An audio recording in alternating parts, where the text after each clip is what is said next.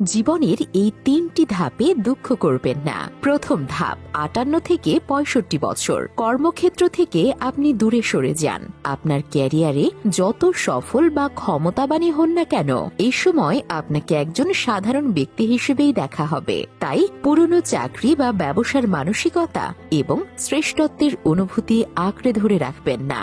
দ্বিতীয় ধাপ ৬৫ থেকে ৭২ বছর। এ সময় সমাজ ধীরে ধীরে আপনাকে দূরে সরিয়ে দেয়। বন্ধু বান্ধব এবং সহকর্মীদের সংখ্যা কমতে শুরু করবে।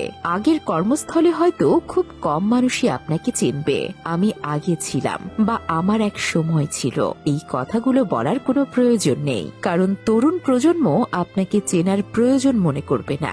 এতে আপনি দুঃখ করবেন না। তৃতীয় ধাপ ৭২ থেকে ৭৭ বছর। এই পর্যায়ে পরিবারও আপনাকে ধীরে ধীরে দূরে সরিয়ে দেয়। আপনার সন্তান সন্ততি বা নাতি নাতনি যতই থাকুক, বেশিরভাগ সময় আপনি হয়তো সঙ্গীর সাথে বা একাই থাকবেন। যখন তারা মাঝে মাঝে দেখা করতে আসে, সেটিকে স্নেহের প্রকাশ হিসেবে দেখুন। তারা কম দেখা করার জন্য তাদের দোষারোপ করবেন না, কারণ তারা তাদের জীবনের কাজ নিয়ে ব্যস্ত।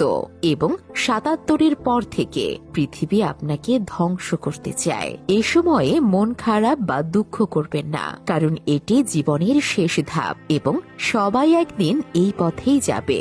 তাই যতদিন সুস্থ আছেন, জীবনটাকে আনন্দে পূর্ণ করে তুলুন। আপনার যা যা ভালো লাগে তাই খান, পান করুন, খেলুন এবং যা ইচ্ছে তাই করুন। সুখে থাকুন, আনন্দে জীবন কাটান। প্রিয় প্রবীণ নাগরিক বন্ধু ও বোনেরা, আজকের এই ভিডিওর কথাগুলো লেখক অত্যন্ত সুন্দরভাবে লিখেছেন। লেখকের জন্য অনেক ধন্যবাদ এবং অভিনন্দন। ৫৮-র পর বন্ধুদের একটা গ্রুপ তৈরি করুন এবং মাঝে মাঝে নির্দিষ্ট স্থানে নির্দিষ্ট সময়ে মিলিত হন। টেলিফোনের মাধ্যমে সংযোগ বজায় রাখুন। পুরনো জীবনের স্মৃতি শেয়ার করুন এবং একে অপরের সাথে আনন্দ ভাগ করুন। যদি সম্ভব হয়, আপনার সমবয়সী প্রত্যেকেই যেন এই মেসেজগুলো পায়, তার জন্য ভিডিওটি শেয়ার করুন। ধন্যবাদ।